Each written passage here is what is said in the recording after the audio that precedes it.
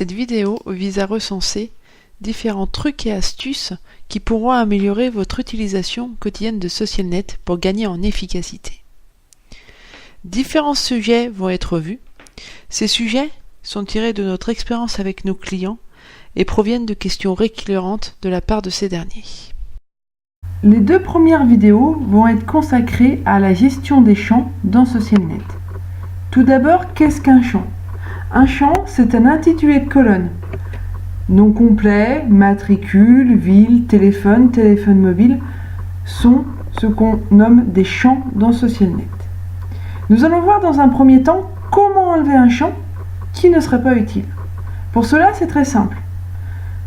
Avec la souris, vous faites un clic gauche sur l'intitulé de la colonne. Vous l'amenez hors de la zone d'affichage de la liste et vous relâchez. Le champ a disparu de votre affichage. Nous allons maintenant nous consacrer, à l'inverse, à l'ajout d'un champ qui ne serait pas présent par défaut dans la liste. Ce second mini-tutoriel est consacré à l'ajout de champs dans SocialNet, c'est-à-dire comment ajouter des informations qui ne sont pas présentes dans la liste que nous avons à l'écran. Pour ce faire, un clic droit dans la zone de liste, on sélectionne champ et on va chercher les informations qui pour nous vont être utiles. Par exemple, j'ai besoin de la date de naissance de mes usagers.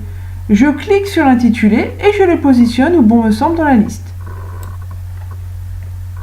De la même manière, je vais par exemple prendre la situation familiale. Et une fois que les deux flèches rouges s'affichent, je peux relâcher mon clic gauche. J'ai alors ajouté les champs qui pour moi seront pertinents. Ensuite, nous pouvons fermer, comme vous l'avez vu, la liste des champs disponibles. Et nous allons voir dans la prochaine séquence comment enregistrer l'affichage que vous avez créé par la suppression de champs ou l'ajout de champs. C'est ce qu'on peut appeler dans SocialNet des vues personnalisées. Les deux prochaines séquences sont dédiées à la gestion des vues personnalisées dans SocialNet. Qu'est-ce qu'une vue personnalisée ? Une vue personnalisée, c'est un modèle, c'est une trame qui vous convient bien, que vous pourrez être amené à reproduire à fréquence régulière. Et il est vrai qu'il est plus pratique de l'enregistrer pour éviter d'avoir à chaque fois à enlever les colonnes inintéressantes et à l'inverse, ajouter les colonnes qui sont pertinentes pour vous. Nous allons faire un exemple ensemble. Supposons que l'on veut gérer les visites médicales des salariés. Je me suis positionné sur gestion salariés pour obtenir la liste de mon personnel. Je vais enlever le champ pays de naissance, qui dans ce cas ne me semble pas pertinent, ainsi que le champ véhicule. A l'inverse, j'ai besoin de l'information de la date de dernière visite médicale. Donc, je fais un clic droit pour récupérer entre guillemets le champ dernière visite médicale et le positionner dans ma liste. C'est le cas. Je peux fermer cette fenêtre et enregistrer ma vue. Pour enregistrer ma vue, je vais cliquer ici, enregistrer la vue en cours et je vais la nommer visite médicale. Je valide. Ma vue est enregistrée. Nous allons donc voir maintenant comment charger une vue que vous avez précédemment enregistrée. Afin d'étudier comment charger et supprimer une vue, je vous propose qu'on se place dans un cas concret. Supposons, aujourd'hui, je veux gérer les visites médicales de mes salariés. Je vais alors aller sélectionner la vue précédemment enregistrée par le biais de la liste déroulante dans cette zone qui se trouve en haut de l'écran. Visite médicale, je clique sur la petite loupe, ce qui me permet de reproduire la liste que j'ai précédemment créée et conservée. Si cette vue ne m'est plus utile, je peux alors la supprimer en faisant un clic sur le rond bleu avec la flèche circulaire, supprimer une vue.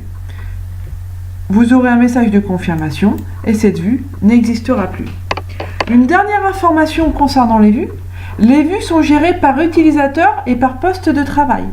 C'est-à-dire que si en tant que même utilisateur, vous vous connectez sur plusieurs postes différents, il faudra créer les vues à chaque fois sur chaque poste. Je vous propose qu'on passe maintenant au tri dans SocialNet. Comment trier des listes par ordre croissant ou par ordre décroissant. Nous voici arrivés à la 5e séquence, qui va nous permettre de voir comment faire des tris dans SocialNet. Comme je vous le disais précédemment, nous pouvons faire des tris par ordre croissant ou décroissant. Prenons un exemple de données qui sont alphabétiques. La liste des villes. Si je fais un clic sur liste ville, j'ai un tri par ordre croissant, c'est-à-dire par ordre alphabétique. Si je retrie, j'ai l'ordre alphabétique, mais en partant de la fin, décroissant. On peut appliquer aussi les tris sur des données numériques. Prenons l'exemple de l'âge. Je clique une fois sur le libellé âge. Mes usagers sont alors classés par ordre croissant. Si je clique une nouvelle fois, ils sont alors classés par ordre décroissant. Nous allons pouvoir passer, toujours dans ce souci de mettre un affichage des listes plus optimal, dans la gestion des filtres, simple et un petit peu plus complexe. Comme annoncé précédemment, cette 6e séquence est consacrée à l'application des filtres dans SocialNet. Il existe plusieurs manières d'appliquer un filtre. Une première manière, très simple, c'est d'utiliser l'interligne qui se trouve entre l'intitulé de la colonne et la première ligne de données. Si vous faites un clic par exemple dans l'interligne entre ville et la première ligne, liste déroulante, et nous avons le choix de toutes les villes présentes dans la liste. Si je clique sur Saint-Étienne, j'aurai alors appliqué un filtre uniquement sur les personnes domiciliées à Saint-Étienne. Il existe, par le bouton cliquez ici pour ajouter un filtre, une manière d'ajouter des filtres un peu plus complexes. Notamment, prenons l'exemple du niveau GIR. Je vais pouvoir demander les personnes qui ont un niveau GIR supérieur ou égal à, par exemple, le niveau 3. Et j'aurai alors que les personnes qui ont un niveau GIR supérieur ou égal à 3. Je peux ajouter une condition supplémentaire si besoin. Parmi ces personnes, j'aurai besoin de voir seulement les personnes domiciliées à Saint-Étienne. Je vais alors choisir la catégorie ville et lui demander Saint-Étienne. Les deux conditions sont donc respectées et cumulatives. Il est possible de mettre en place soit une condition, soit l'autre, en choisissant où. Je vous propose maintenant de voir comment appliquer des regroupements, c'est-à-dire comment regrouper les données selon un critère que vous aurez choisi. Un regroupement va être le fait de mettre des données selon une catégorie, un critère que vous aurez déterminé. Par exemple, je me suis positionnée sur la liste des salariés. Les salariés, je vais vouloir les regrouper, pourquoi pas, par ville d'habitation. Je vais alors sélectionner le champ ville et je vais le déplacer ici, déplacer l'entête de colonne ici pour grouper la liste par celle-ci. Lorsque les deux petites flèches apparaissent, cela veut dire que le regroupement peut être effectif. Je relâche alors mon clic et j'obtiens un regroupement par ville. Avec le petit plus, je peux voir le contenu de chaque regroupement. Vous pouvez avoir plusieurs critères de regroupement, c'est-à-dire ça peut être dans un premier temps la ville et dans un deuxième temps, je vais pouvoir choisir pourquoi pas un champ caché à ajouter qui peut être la civilité. Et je vais ajouter ma civilité en niveau 2 de regroupement. Donc j'aurai un premier niveau avec la ville et un deuxième niveau avec ma civilité. Je vous propose maintenant d'aborder comment exporter toutes ces listes que vous aurez pu personnaliser. Cette 8e séquence va nous permettre d'aborder les exports des listes de SocialNet, à savoir tous les écrans, toutes les listes que vous avez dans Social sont exportables. Pour l'export, vous avez ici le symbole de la petite feuille de calcul Excel. Vous pouvez cliquer et vous avez plusieurs possibilités. Soit exporter toute la grille vers Excel.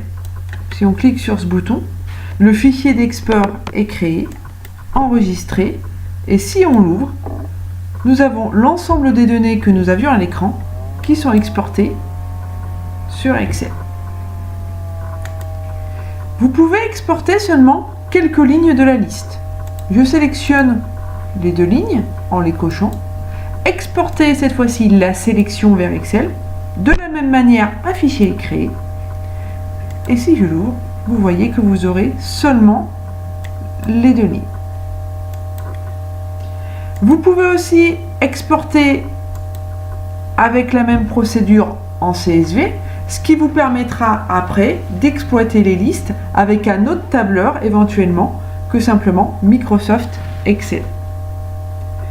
Je vous propose maintenant de passer à la partie planning et de voir les différentes options d'affichage de ce dernier.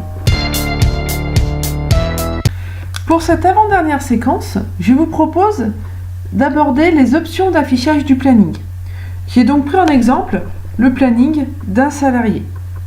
Donc les options d'affichage vont concerner la partie droite et puis le planning que vous avez devant les yeux au quotidien pour vos salariés et pour vos usagers. Vous avez ici un menu qui s'appelle Options d'affichage et qui va vous permettre de choisir d'afficher ou non les informations qui se trouvent sur la partie droite. Par exemple, ici vous voyez, pour l'instant nous avons les informations du salarié, Bourdon-Léon. Si je clique une fois, les informations ont disparu. Je n'ai plus les informations le concernant. A l'inverse, si je reclique, les informations le concernant sont de nouveau affichées. De la même manière, vous avez tous ces éléments que vous pouvez choisir d'afficher ou non. Donc les informations de l'usager, les informations de l'intervention, la notion de lien, tout ce qui va être conflit, absence, indisponibilité, fin de récurrence. Et puis, j'aimerais vous parler de l'échelle. Donc là, je suis sur une échelle à 30 minutes, c'est-à-dire que chaque heure est divisée en 2 parties. Si je passe sur une échelle à 15 minutes, comme vous le voyez, l'heure est divisée en 4 parties. Si à l'inverse, je passe sur une échelle à 60 minutes, chaque heure est un tout. À vous de voir après quel est le plus confortable en fonction de la taille de vos écrans et de la durée de vos interventions. Nous allons passer maintenant à l'ultime séquence qui est consacrée à la recherche dans SocialNet par mots-clés. Dernier petit tutoriel pour vous expliquer une astuce qui peut être très utile au quotidien, la recherche par mots-clés. L'avantage de cette recherche est qu'elle vous permet de rechercher dans l'intégralité de la base SocialNet les caractères que vous allez saisir.